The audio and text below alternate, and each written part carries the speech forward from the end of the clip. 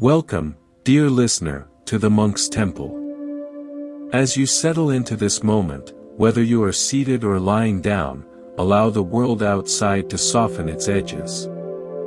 Let the sounds around you become mere background murmur, like distant wind in tall pines.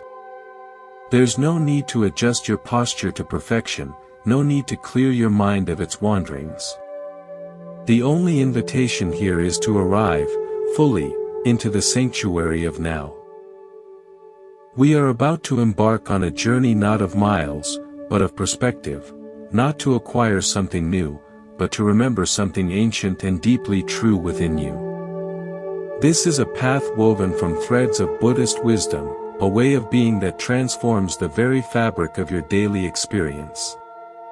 It is the art of building an inner citadel of peace so resilient, so quietly formidable, that the sieges of daily life, the insults, the stresses, the chaos, are witnessed from its ramparts, but never breach its gates. This is the practice of the unshaken heart. Close your eyes for just a moment, if you feel comfortable doing so. Picture in your mind's eye a single, perfect lotus flower. It rests on the surface of a still, dark pond. Its roots are deep in the mud below, yet its petals are pristine, untouched by the murky water from which it grows. This is an ancient symbol, and for good reason. It does not symbolize a life free of mud, free of the dark, nutrient-rich water of challenge, loss, and difficulty. It symbolizes the miraculous possibility of drawing sustenance from those very waters while blossoming in cleanliness and peace above them. Our work together is to nurture the roots of your lotus, to strengthen the stem of your awareness, so that you too can meet the world from a place of unstained serenity. This is not a passive state. It is the active, moment-to-month cultivation of an inner environment where peace is the default, not the exception. Let us begin at the only place we ever truly can, with the principle of utter and complete responsibility. This may sound like a burden when first heard. Responsibility often does. We associate it with duty, with chores, with weight. But I invite you to consider a different meaning: responsibility. The inherent ability to choose your response. For most of our lives, we operate under a subtle, pervasive illusion that our inner state is caused by the outer world. That our peace is a gift given when circumstances are favorable, and stolen when they are not. We believe the myth, I will be happy when I have more money. When this person changes. When I achieve that goal. We outsource our sovereignty, making ourselves emotional tenants in a world owned by chance and other people's whims. Buddhism, from the very first teachings of the Buddha after his enlightenment, shatters this illusion. The core of the Dharma is that suffering and its cessation lie within one's own mind. Your peace is not anyone else's job to create or to maintain. It is your sacred, personal responsibility. This is not a philosophy of isolation, but of ultimate empowerment.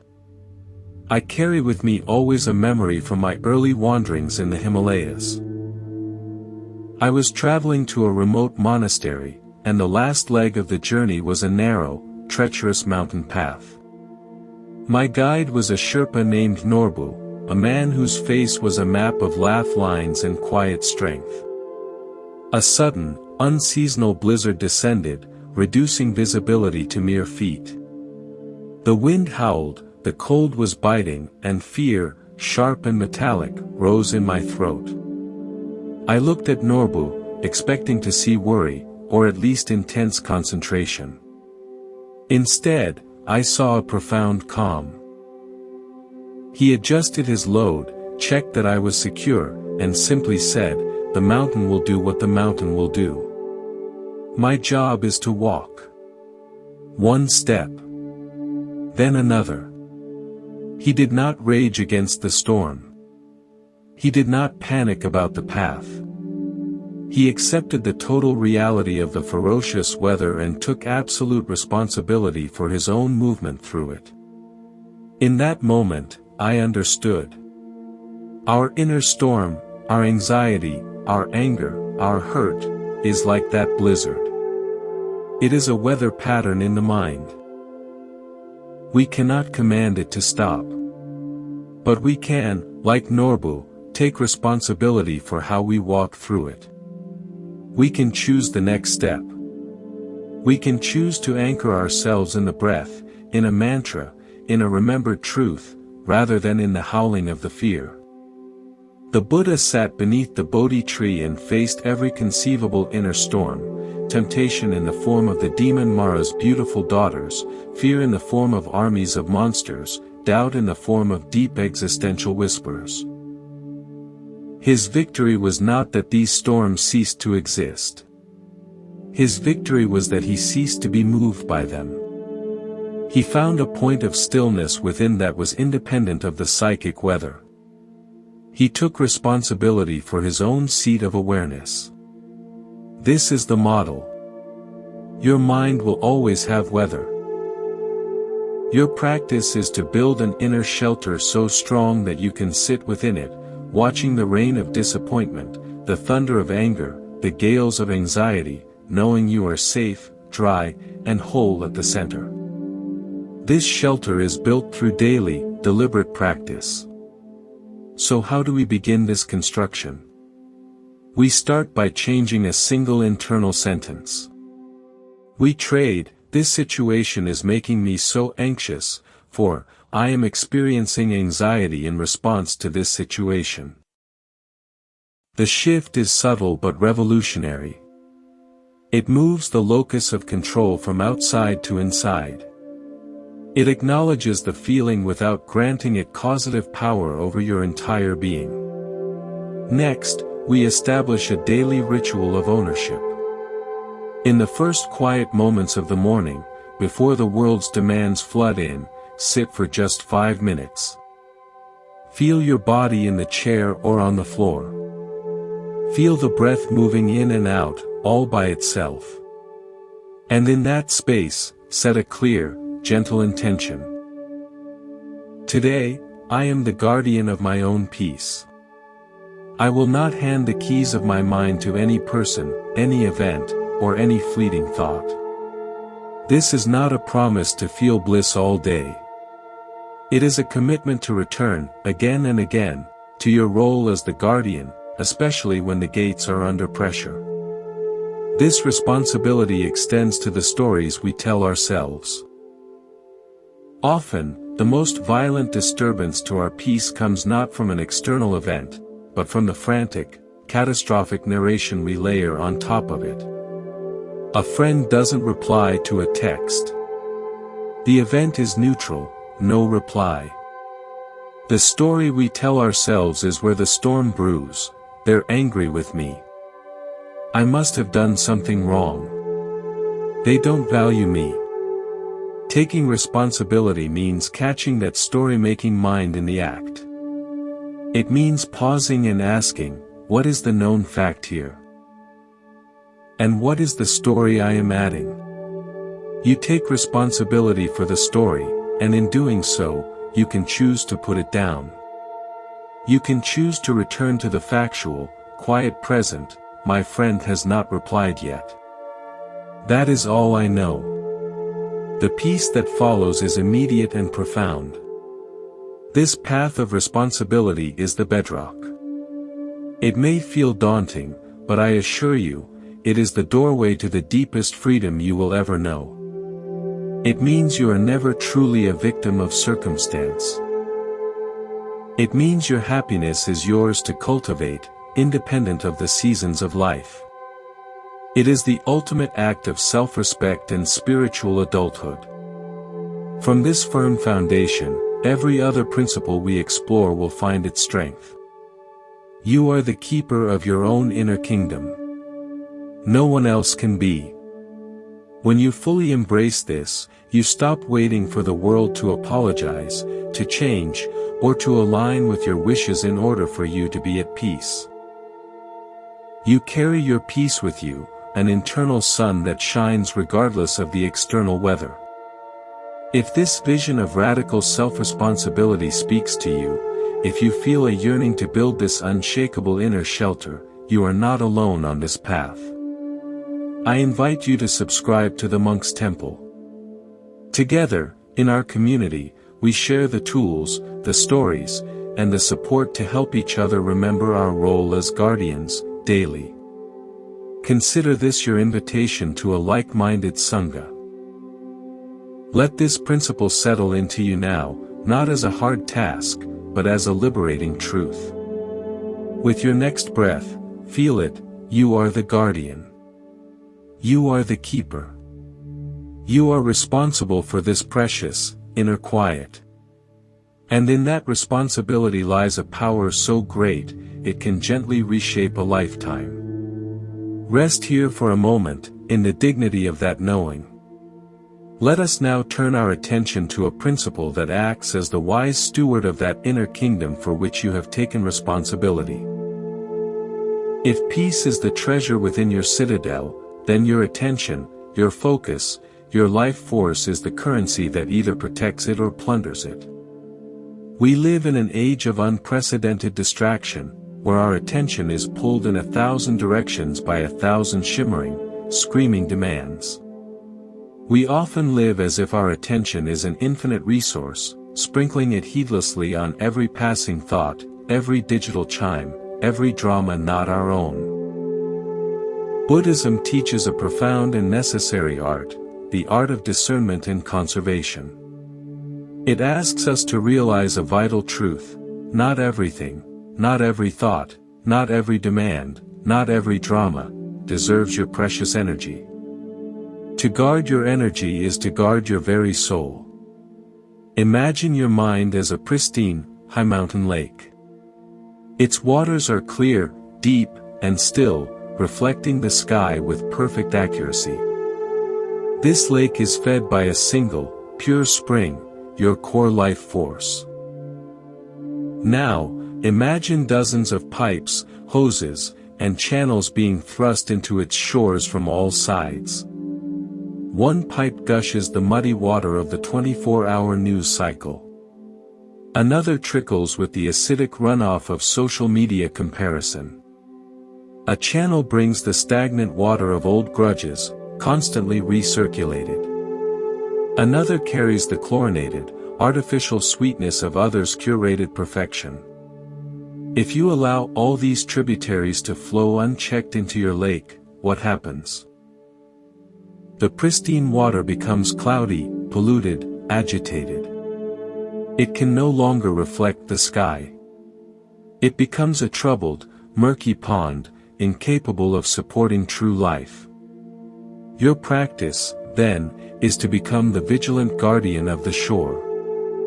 To inspect each channel and ask, does this water nourish the clarity of my lake? Or does it poison it? And then, with gentle firmness, to divert the toxic flows away. I witnessed this practice embodied not by a monk, but by a master weaver in a small Guatemalan village. Her name was Ixchel, and she created breathtakingly complex textiles on a simple backstrap loom. Her workshop was open to the street, a cacophony of passing trucks, shouting children, and blaring radios. Tourists would often cluster, talking loudly, taking flash photos. I watched her for hours, expecting her to be irritated, distracted. She never was. Her focus was absolute, her hands moving with rhythmic certainty. Finally, I asked her how she maintained such concentration amidst the chaos. She smiled, her eyes never leaving the intricate pattern emerging under her fingers. The noise is there, she said softly in Spanish. But I do not invite it to my loom. My hands listen to the thread. My ears may hear the street, but my heart listens only to the story the pattern is telling. If I listen to the street, the thread gets confused. The pattern forgets itself. She had mastered a supreme discernment.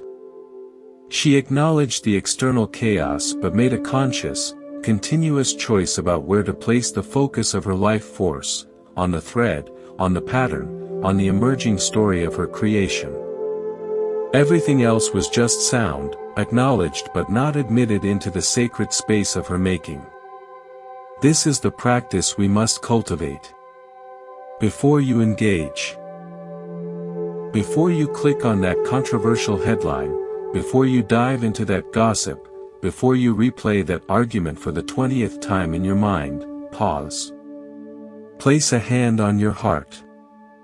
Feel the life pulsing there. That is your thread. That is your pattern. Ask this question: will engaging with this nourish my pattern? Will it clarify my thread, or will it tangle it? Is this part of the story I am choosing to weave, or is it a distraction from the street? The Buddha taught right effort, part of the Noble Eightfold Path. This is not about exerting brute force of will. It is about applying effort wisely, to cultivate skillful states and let unskillful ones wither. Consciously choosing where to place your attention is the essence of right effort. You are not saying the outside world is bad. You are saying, my inner world is sacred, and I will choose its influences with care. This discernment applies powerfully to relationships. We often feel obligated to absorb and metabolize the emotional toxicity of others, as if being a good friend or family member means being a dumping ground. This is a misunderstanding of compassion. Compassion is seeing someone drowning and throwing them a lifeline, not jumping into the turbulent water to drown with them. I remember a man, Thomas, who was locked in a decades-long dynamic with a highly critical brother. Every phone call left him drained, angry, and small. He felt he had to listen, to absorb, to defend. He was pouring vast amounts of his spiritual energy into a black hole of disapproval. His practice began with a simple boundary: I will listen for 10 minutes with an open heart. If the conversation becomes abusive criticism, I will say, I love you, but I cannot continue this conversation right now, and I will hang up. It was terrifying for him. But the first time he did it, a miraculous space opened. He had protected his lake. He found he had more energy, more patience, and even more genuine love for his brother when he wasn't being emotionally bludgeoned. He stopped fueling a fire that could never be fed enough. Sometimes, the most compassionate thing you can do for someone, and for yourself, is to refuse to participate in their chaos. You hold a space of calm by not entering the storm. This guardianship also turns inward, to the content of your own mind. The most persistent polluters of our inner lake are often our own thought streams, the river of worry about the future, the swamp of regret about the past, the toxic seep of self-criticism. Here, too, you must be the guardian. When you notice yourself lost in a mental loop that drains you, you can gently interrupt it. You can say to yourself, here is the voice of worry. Thank you for trying to protect me, but I am safe right now. And then, consciously redirect your attention. Feel the sensation of your breath. Count 5 things you can see in the room. Listen for the most distant sound you can hear. This is not suppression. It is redirection. You are choosing to place your energy on a nourishing tributary, the direct experience of the present moment, instead of the polluted stream of unhelpful thought. The ultimate aim is to become so attuned to your inner lake's condition that you can feel immediately when its clarity is threatened. You develop an inner early warning system. A tightness in the chest when reading certain news. A drop in vitality after a conversation with a particular person. A scattered, anxious feeling after too much time on a screen. These are signals. They are your guidance, telling you it is time to walk away from the shore, to return to the center of the lake, to dip your cup into the deep, still water of your own silent breath. Protecting your energy in this way is the highest form of self-respect. It allows you to show up in the world not as a depleted, reactive victim of circumstance, but as a reservoir of calm, a source of clear reflection, a weaver focused on her own beautiful, intentional pattern. You have a finite amount of this precious resource. Guard it like the sacred flame it is, so you may burn bright, clear, and long, illuminating your own path and, by reflection, lighting the way for others. Now, let us explore a deep and tender place within the human spirit. A longing that, if misunderstood, becomes a source of immense silent suffering. It is the desire to be seen. Not just noticed, but truly seen. To have the intricate map of your heart understood, your intentions recognized, your struggles acknowledged, your essence comprehended. We carry an invisible book within us, filled with the chapters of our experiences, our reasons, our private victories and shames. We hold it out, hoping someone will take it, read it carefully, and say with a sigh of recognition, "Yes, I understand you." This yearning for understanding is one of our most fundamental aches for connection. Yet, Buddhism, with its gentle, unflinching wisdom, illuminates a paradoxical truth. The relentless attachment to being understood by others is a chain that keeps you from the freedom of self-knowledge. Your peace must never be contingent on another person's reading comprehension of your soul. I hold the memory of a sculptor named Eleanor. She worked with reclaimed wood, shaping forms that were abstract yet felt deeply familiar, curves that spoke of erosion, angles that hinted at resilience. Her work was celebrated in galleries far away, but in her own small hometown, she was met with polite bewilderment. Her family saw not art, but odd chunks of old barns. At gatherings, they would ask, "But what is it for?" For years, Eleanor would launch into passionate explanations. She'd talk about texture, history, the spirit within the grain, the dialogue between form and space. She'd see their eyes glaze over, their smiles become fixed. After each encounter, she'd return to her studio feeling hollow and furious, her creative spirit dimmed. She was trying to hand them her book, page by page, and they kept closing the cover. One winter, a fierce ice storm knocked a magnificent, ancient oak branch onto her studio roof. The damage was minor, but the branch, sheathed in a crystal layer of ice, was breathtaking. She left it on her work table for days, just observing it.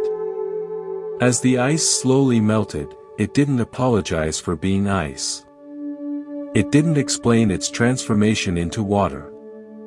It simply changed, beautiful in each phase, utterly indifferent to whether she understood its process.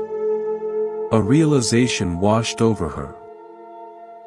I am explaining my essence to people who are looking for function. I am describing water to those who only see ice. It is not their fault. It is not mine. It is simply a mismatch of vision. From that day, she stopped explaining. When asked, she'd simply smile and say, "It speaks to me of time and strength." She released the need for their understanding and returned, with profound relief, to her own conversation with the wood. Her peace, and her art, bloomed wildly after that. This is the practice of becoming like that branch, authentic in your being, without needing the world to validate your form. The Buddha taught extensively about tanha, craving or thirst. We often think of craving for sensory pleasures, but one of the most subtle and powerful cravings is the thirst for validation, for accurate reflection in the eyes of others. When you cling to this, you make yourself a prisoner of perception. You edit your truth, soften your edges, exaggerate your pains, all in hopes of eliciting that precious, validating nod. You are no longer living your life, you are performing a biography for a fickle audience. True liberation, as the Buddha's own life demonstrated, comes when you find the ultimate validation within the silence of your own awakened understanding. He did not need the approval of kings or the consensus of the Brahmins to know the truth of enlightenment. He knew it, and that knowing was complete. So how do we build this inner citadel of self-validation? It begins with a shift in the fundamental question you ask at day's end. Replace the exhausting inquiry, "Did they like me? Did they get me?" with a quieter, more powerful one, "Did I live in alignment with my values today? Was I kind, even when it was hard? Was I honest, even when it was vulnerable? Did I create or contribute something that felt true?" This is not a checklist for perfection. It is a compass check. You are no longer looking to the stars of others' opinions to navigate, you are calibrating to your own internal magnetic north. Keep a journal, not of events and reactions, but of these moments of alignment. Today, I felt anger and I paused before speaking. Today, I chose compassion over being right. This journal becomes the tangible proof of your own integrity, a book you write for yourself, and whose understanding is immediate and complete. This release has a beautiful secondary effect. It creates space for genuine compassion.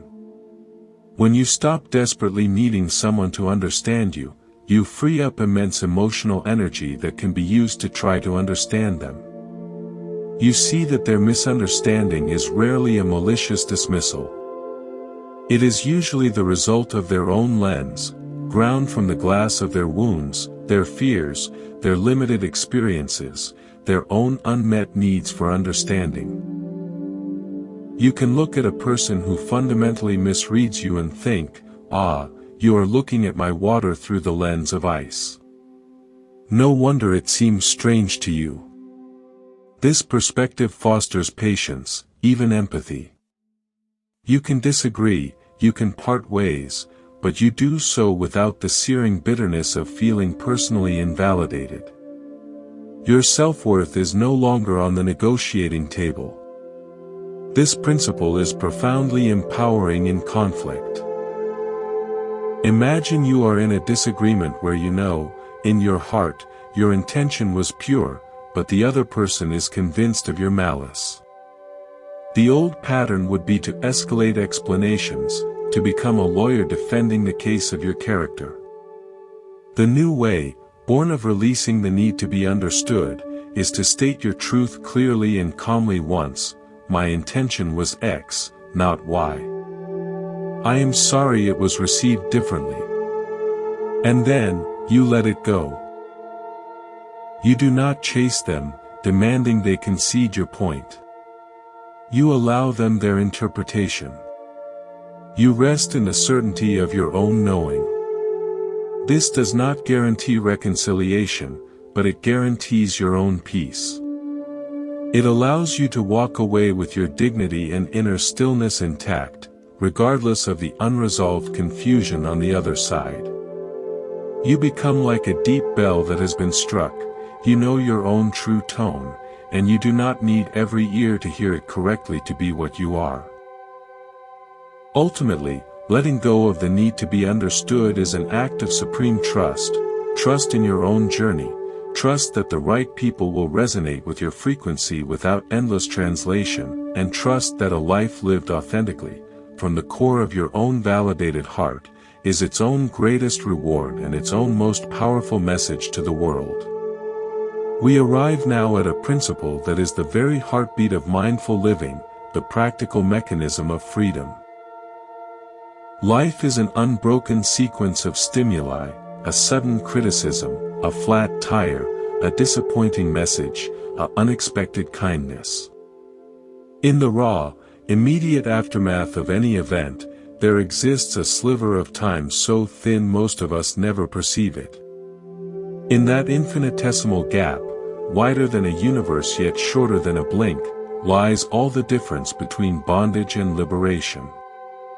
This is the sacred space between what happens to you and what you do next. Buddhism reveres this space. It is the birthplace of choice, the ground of wisdom. The practice is this: learn to inhabit the pause. Cultivate the power to respond, never to merely react. A reaction is a hijacking. It is your ancient, limbic brain, the protector, the survivor, seizing the controls. It is fast, chemical, and deeply impersonal, though it wears the mask of your personal emotion. It is a pre-recorded tape playing based on old wounds, fears, and conditioning. When you react, you are not meeting the present moment, you are reliving the past. A response, in stark contrast, is a conscious creation. It is the present moment met with the full faculties of your awareness. It is personal sovereignty in action. The entire edifice of the Buddha's teaching on mindfulness and the Noble Eightfold Path is engineered to widen this gap, to fortify this space, so that wisdom, not wounding, may guide your hand. I think of a student named Daniel, a brilliant software engineer whose mind was a torrent of logical solutions, but whose emotional world was a minefield. He described his reactions as system crashes, instant, total, and catastrophic for his relationships. A missed deadline would trigger a blistering email. A perceived slight from his partner would lead to days of stony silence. He felt controlled by these crashes, a passenger in his own life. His transformation began with a single, physical anchor. I asked him to choose a pause object, something small he always had with him. He chose his wedding band.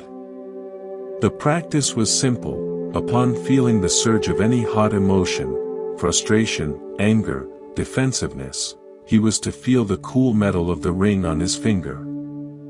To focus all his attention on its texture, its temperature, its perfect circle. For 10 seconds. Just 10 seconds. He reported that the first few times, the emotion felt like a tsunami, and the ring was a tiny pebble. But he held on. In that 10 seconds of sensory focus, something miraculous began to happen. The tsunami would hit, but it would hit the seawall of that conscious pause. It would not immediately flood the city of his mind. A space opened. In that space, one day during a tense budget meeting, instead of snapping at a colleague's flawed data, he felt his ring. He took a breath visible only to him. And in the space that breath created, he found a sentence: let's table that figure and circle back to the underlying assumption. The meeting shifted from conflict to collaboration.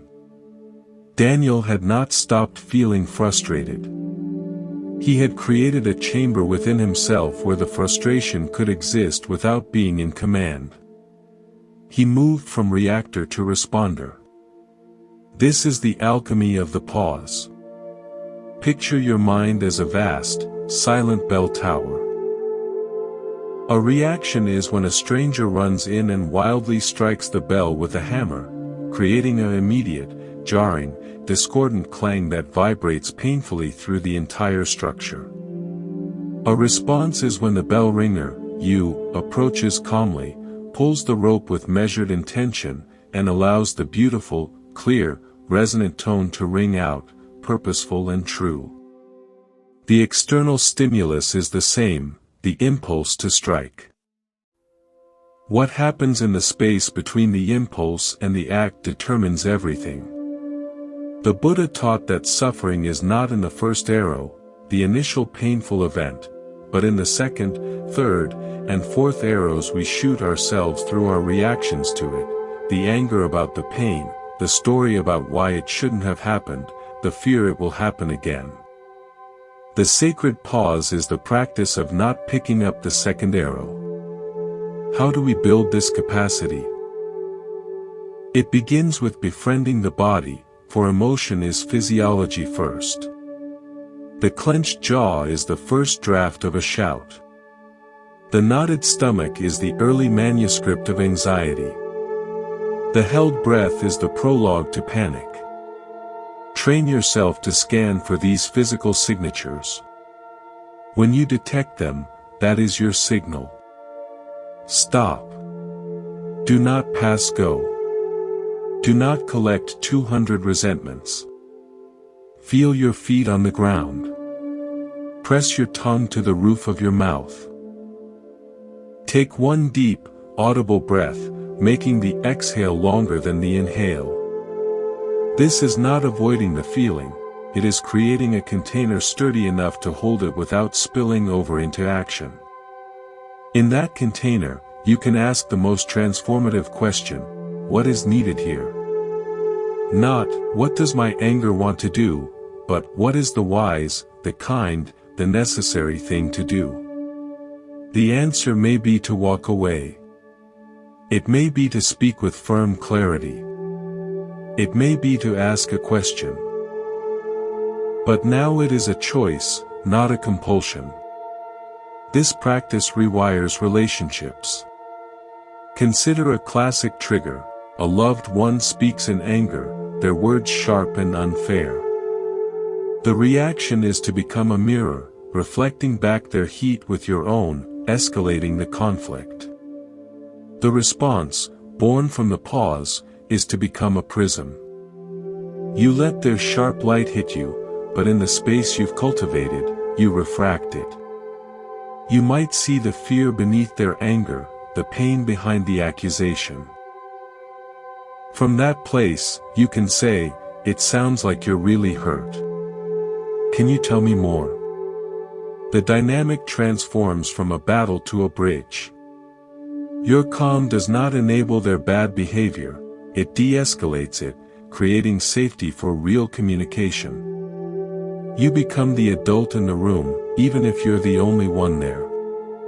This power extends to the digital world, a realm designed for instant reaction.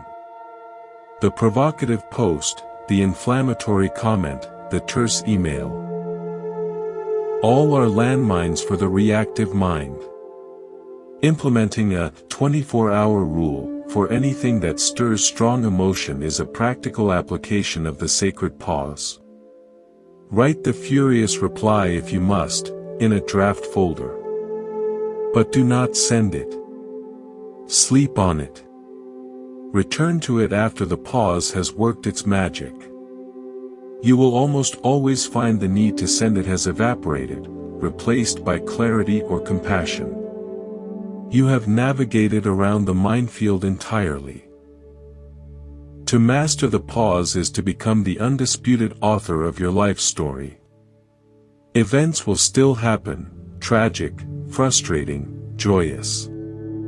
But your character's actions are no longer dictated by the plot twists. You gain the authorial power to decide how your character meets each event. You move from being a leaf buffeted by every wind to being the tree, rooted and steady, whose leaves may tremble but whose core remains unshaken. Start now, with the next minor irritation. Feel the impulse, and instead of following it, step into the spaciousness of a single, conscious breath. Welcome to the birthplace of your freedom. Let us now turn inward, to the very landscape of our felt experience. To be human is to be a symphony of feeling. Joy rings like a clear bell, sadness is a cello's deep note, anxiety is a rapid, staccato rhythm, anger a clash of cymbals. For most of our lives, we are not the audience listening to this symphony. We are the instruments, being played by the music. We believe we are the sadness, we are the anger. We fuse our identity with the temporary weather of our emotional sky. Buddhism offers a relationship with emotion that is nothing short of revolutionary. It does not ask you to silence the symphony. It invites you to become the concert hall, the vast, silent, spacious awareness within which all the music arises, plays, and fades away. This is the practice of emotional non-identification, or what is often called, with some misunderstanding, detachment. It is not coldness. It is the warm, spacious embrace of your own full humanity. I hold a memory of an old cypress tree that grows on a windswept cliff overlooking the Pacific. I visited it for many years.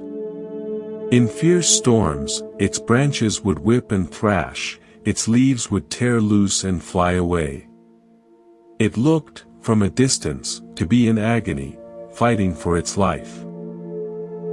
But one day, after a storm, I went and put my hand on its massive, gnarled trunk. To my surprise, it was perfectly still. The deep core of the tree, 3 feet in diameter, was unmoved. The chaos was entirely in the periphery, in the flexible branches designed to move with the wind so the trunk would not snap. I understood then, our emotions are the branches.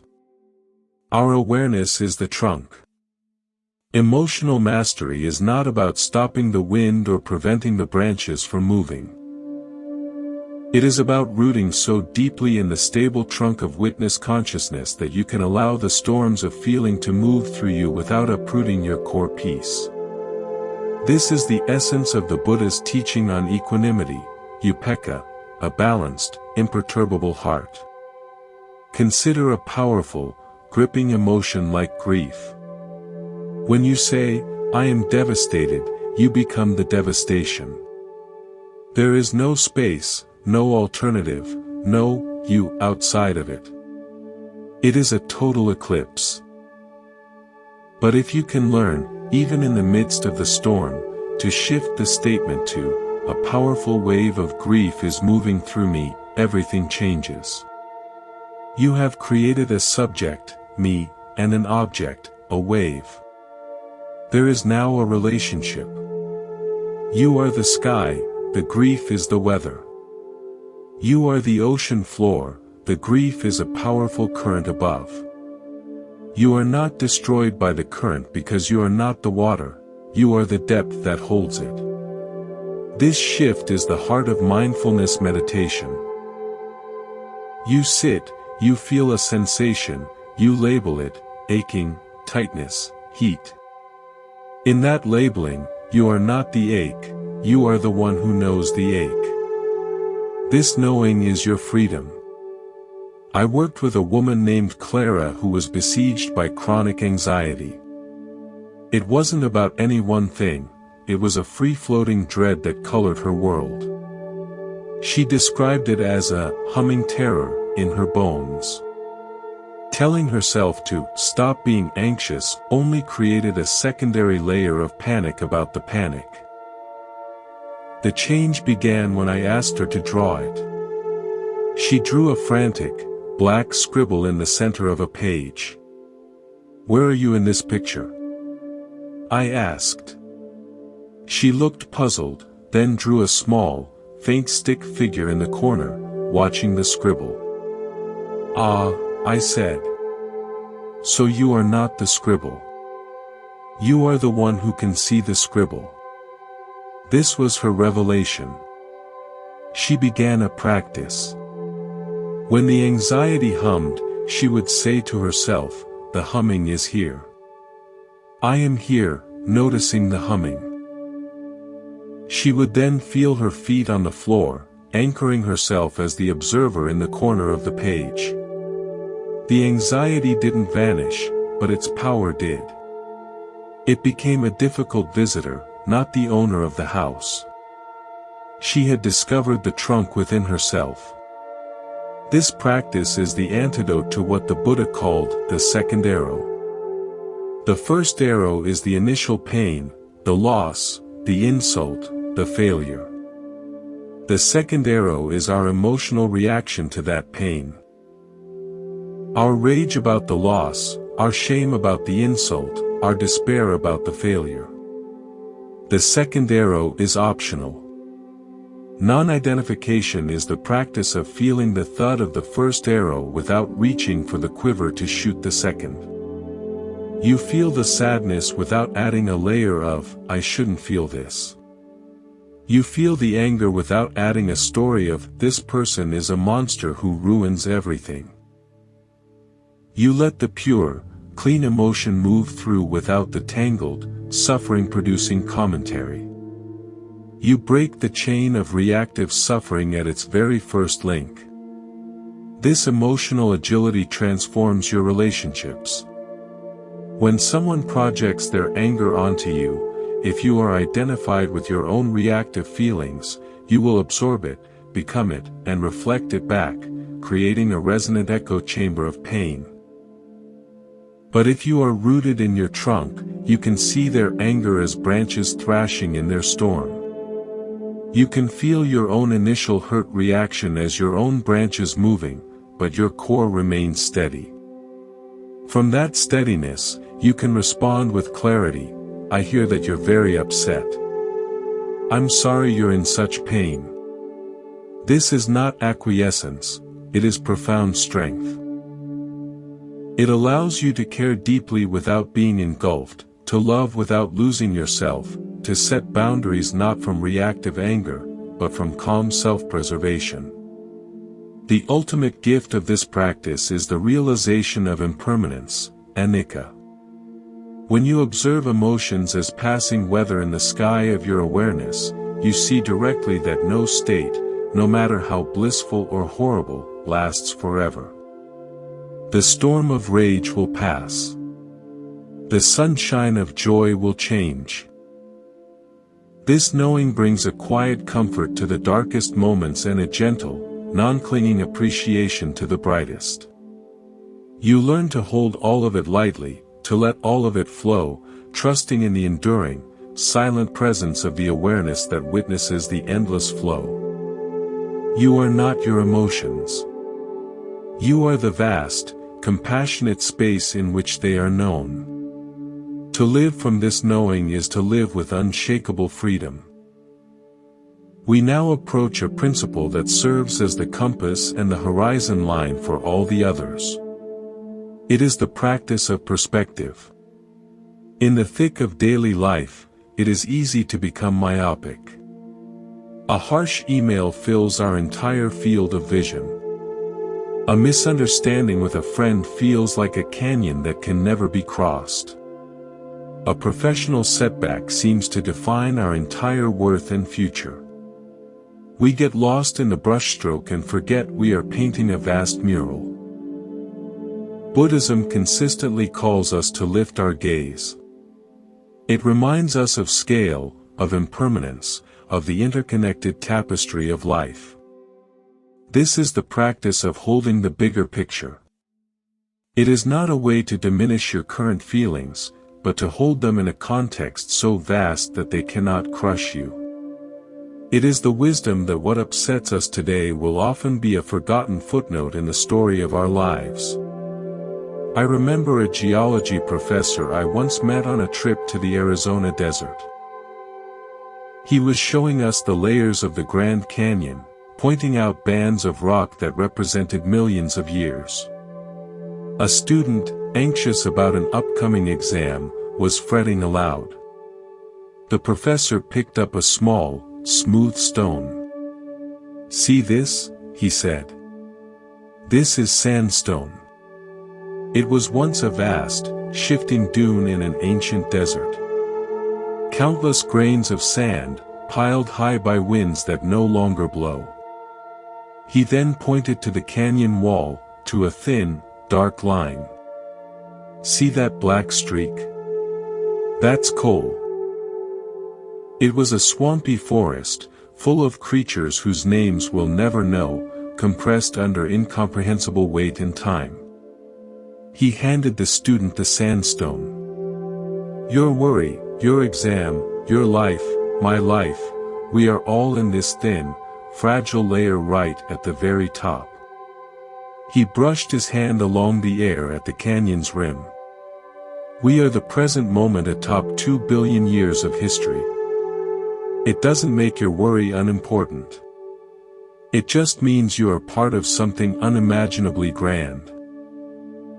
You can hold your worry, and also hold the canyon. The student's face changed. The anxiety didn't vanish, but it was now held in a field of awe. This is the bigger picture. The Buddha himself used powerful contemplations on impermanence and the vast cycles of life and death to instigate this shift in perspective. He famously said that of all meditations, reflection on death is supreme. This sounds morbid, but its purpose is profoundly life-affirming. It is the ultimate zoom-out button. When you sincerely reflect on the fact that this life, this body, these circumstances are transient and will certainly end, the small tyrannies of the ego lose their grip. The urgent need to win an argument, to be seen as right, to cling to a grudge, these are revealed as what they are, dramas performed on a temporary, floating stage. This reflection doesn't lead to nihilism, it leads to vivid urgency about what truly matters: kindness now, integrity now, presence now. How do we cultivate this daily? One powerful method is through a question, asked whenever you feel contracted by a problem. Will this matter in 1 year? In 5 years? On the last day of my life? Most of the time, the honest answer is a humbling no. The feeling of insult, the sting of rejection, the frustration of a delay, they lose their venom when held against the scale of a lifetime. This doesn't mean you shouldn't feel them. It means you don't have to build a permanent residence inside them. You can acknowledge, this hurts right now, while also knowing, this is a passing cloud in the vast sky of my experience. Another facet of the bigger picture is the lens of interdependence. When someone is rude to you, the small picture is personal, they disrespect me. The bigger picture widens, this person is suffering. They are acting from their own pain, their own fatigue, their own unskillful conditioning. Their behavior is a symptom of their inner weather, not a verdict on my worth. This shift from judgment to compassion is automatic when the bigger picture is in view. You see yourself and others as fellow travelers on a difficult road, each carrying invisible burdens, each acting from their own level of awareness. You stop taking things so personally because you see they were never really about you in the first place. I recall a CEO who came to me burnt out and bitter, locked in a feud with a competitor. He saw every move as a personal attack. I asked him to research the competitor's background, not his business, but his life. Reluctantly, he did. He discovered the man had lost a child years earlier, had struggled with depression, and had built his company from utter poverty. My client's perspective shattered. I was fighting a ghost, he said. I was battling my own story about a villain, not a human being. The feud didn't magically end, but the poison drained from it. He could compete on business terms without the corrosive hatred. He had seen the bigger picture of his rival's humanity. You can practice this zooming out as a nightly ritual. Before sleep, ask, what truly mattered today? Not what irritated me, but what connected me. What did I give too much weight to, and what did I not honor enough? This simple review rewires your brain to filter for meaning, not just disturbance. It makes you a historian of your own life, curating the exhibits of growth and connection, rather than just cataloging the daily accidents. Holding the bigger picture is the final, integrating wisdom. It allows you to practice all the other principles with grace. When you are guarding your energy, you do so knowing you are conserving it for what is truly meaningful in the grand arc of your life. When you pause before reacting, you do so with the understanding that this moment is one thread in a vast tapestry. When you release the need to be understood, you do so with the knowledge that your essence is part of a universal story too large for any single person to fully comprehend. You become like a sailor who can be fully engaged in trimming the sails while never losing sight of the North Star or the vastness of the ocean. You navigate the immediate waves with skill, anchored by the profound peace that comes from knowing you are part of something boundless and eternal. Let us contemplate a principle that is the quiet engine of genuine contentment. In a world that shouts for our attention, that measures worth by accumulation and achievement, we are conditioned to look outward for our sense of completion. We seek the next milestone, the next purchase, the next compliment, the next experience, believing it will fill a perceived emptiness within. This constant outward orientation is like trying to quench a deep thirst with salt water. The more we drink, the thirstier we become. Buddhism identifies this craving, this thirst, tanha, as the very root of suffering. The antidote it offers is a profound inward turn, a rediscovery of an inner wellspring that is already full. This is the practice of cultivating inner abundance. It is the realization that peace and sufficiency are not external destinations, but internal discoveries. I think of a monastery gardener I knew in the Japanese mountains, named Haru. His garden was not large or ornate, but it was a masterpiece of attentive care. He grew vegetables for the monastery kitchen, and a few simple flowers. I once asked him, as he surveyed his modest, thriving plot, if he ever wished for a bigger garden, for exotic plants from famous nurseries. He smiled, a smile that seemed to hold the quiet of the surrounding pines. He bent down, cupped a handful of dark, rich soil from his own compost pile. "This," he said, letting it sift through his fingers, "is everything. The seeds are already here. The rain falls from the sky. The sun shares its light. What more could I need to borrow? My work is not to acquire more, but to see more deeply what is already given." He was not speaking of mere horticulture.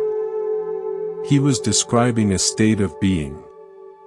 His sense of abundance came not from the scale of his possession, but from the depth of his relationship with the infinitely giving present moment. He had shifted from a mindset of lack, "I need more to be happy," to one of profound enoughness, "I have what I need to engage fully with life, right now." The Buddha's path is often described as a path of renunciation, which can sound like a path of poverty. But this is a misunderstanding. The renunciation is of the craving for more, not of the world's beauty or of rightful enjoyment. It is the renunciation of the delusion that something out there holds the key to your happiness. Enlightenment itself is described as the end of craving, and therefore the discovery of a happiness independent of conditions, a happiness that springs from the simple, awe-filled fact of being conscious and alive. When you sit in meditation and a moment of pure, contented awareness arises, with no thought, no want, just being, you are tasting this inner abundance. It is not exciting, it is deeply satisfying. It is the happiness of the well that needs no rain to be full. How do we nurture this inner well when our culture constantly tells us it is dry? We practice gratitude, not as a platitude, but as a radical act of attention. Gratitude is the lens that allows us to see the abundance that is already here, hidden in plain sight. It is not about ignoring difficulty. It is about widening the frame. In a moment of stress, you can acknowledge the difficulty and feel grateful for the breath that sustains you, for the chair that holds you, for the heart that continues to beat without your command. This dual seeing, holding pain and grace simultaneously, is a mark of wisdom. Keep a gratitude journal, but move beyond the obvious. Instead of, "I am grateful for my family," try, "I am grateful for the sensation of cool water on my hands this morning," or, "I am grateful for the exact shade of blue in the sky at this moment." This trains the mind to find sufficiency in the fabric of existence itself.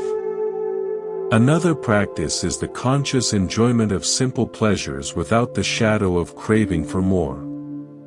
Drink a cup of tea. Do nothing else. Taste it. Feel the warmth of the cup. Smell the aroma. Be with the tea. In that full presence, you are not lacking. You are complete. The moment is complete. Contrast this with scrolling through a feed while eating, where the pleasure is diluted by the constant, subtle message that something else, somewhere else, might be better. Inner abundance grows in the soil of full attention. This principle also transforms our relationship with loss and limitation. When you operate from a mindset of inner lack, every loss is catastrophic. It depletes an already empty account. When you operate from a mindset of inner abundance, loss is grieved, but it does not annihilate you. You know your core worth and peace are not stored in the thing that was lost. They are inherent, like the capacity of the sky to hold clouds without being damaged by their passing. You can lose a job, a relationship, a possession, and while the pain is real, the foundation of your being remains intact. You still have your breath, your awareness, your capacity to meet the next moment with dignity. This is unshakable security. Cultivating inner abundance is the ultimate act of self-reliance and freedom. It means your joy is no longer a variable dependent on the stock market, the opinions of others, or the achievement of goals.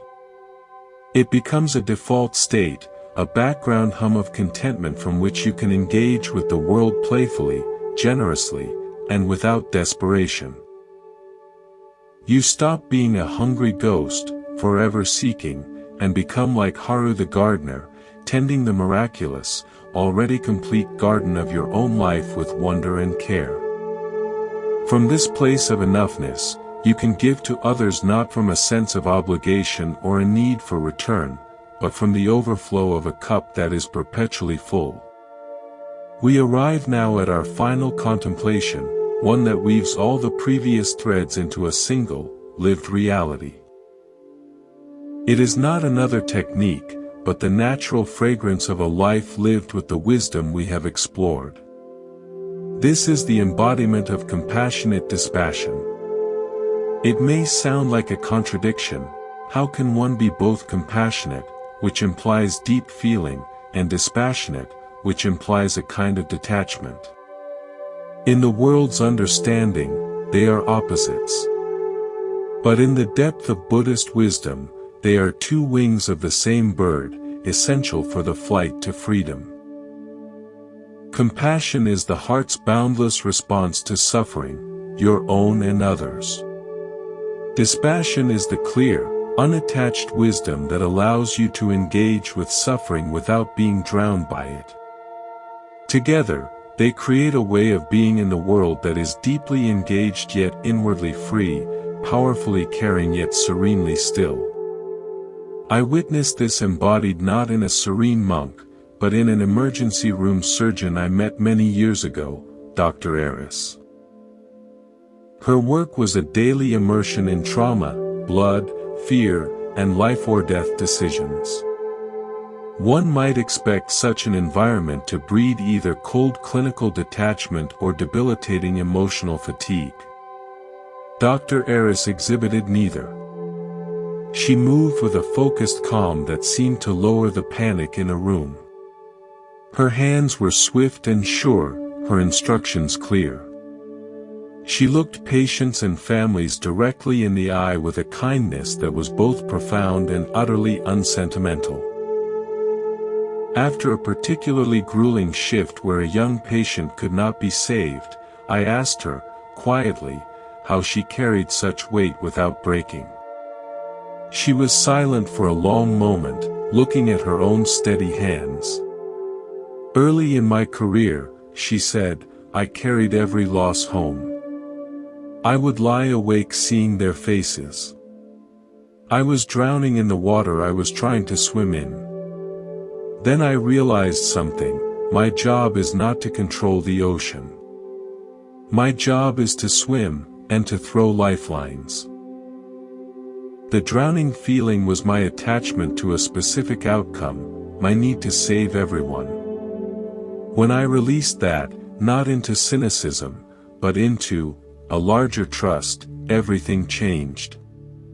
Now, I give my absolute all to every single procedure. Every patient gets my full skill, my full presence. But I do not hold the result as a measure of my worth or the world's justice. I fight for life with everything I have, and then I let the outcome go. That, she said, is the only way I can keep showing up, day after day, with a heart that is both soft and strong. Dr. Eris was describing, perfectly, compassionate dispassion. Her compassion was her fierce, skilled engagement. Her dispassion was her release of attachment to the fruit of her action. This is the essence of the Buddha's teaching on karma: act with right intention, pour your full being into the action, but relinquish clinging to the result. This unified state is the pinnacle of emotional and spiritual maturity. Compassion without dispassion leads to burnout, codependency, and what is called idiot compassion, enabling harm in the name of being nice. You become a sponge, soaking up the world's pain until you are waterlogged and useless. Dispassion without compassion leads to coldness, indifference, and isolation. You become a stone, untouched but also unable to give warmth. But compassionate dispassion, you become like the sun. The sun gives its light and warmth unconditionally to all, to the flower and the weed, to the saint and the sinner. It does not choose who to shine on, nor does it grow weary from giving. Yet, the sun is not attached to whether its light is used for growth or for decay. It simply shines, because shining is its nature. This is our aim, to act from our innate nature of kindness and clarity, without being broken by how that kindness is received or what results it produces. How do we cultivate this in daily life? It starts with the understanding that compassion is not an emotion you must drum up, it is a recognition of a shared condition. When you see someone suffering, instead of thinking, that poor person, I feel so bad, you can shift to, this being is experiencing suffering, as I have experienced suffering. We share this. This recognition creates connection without melodrama. Then, you ask the dispassionate question. What, if anything, is the skillful action here? Sometimes the most compassionate action is to listen deeply. Sometimes it is to offer practical help. Sometimes it is to say a hard truth. And sometimes, with profound wisdom, it is to do nothing, to allow someone to walk their necessary path without your interference. Dispassion gives you the clarity to discern the difference. Apply this to yourself with ruthless kindness. When you are in pain, offer yourself compassion. This is a moment of suffering. It is real. Then, apply dispassion. This pain is not my permanent identity. It is a passing state. I will care for it, but I will not build a shrine to it.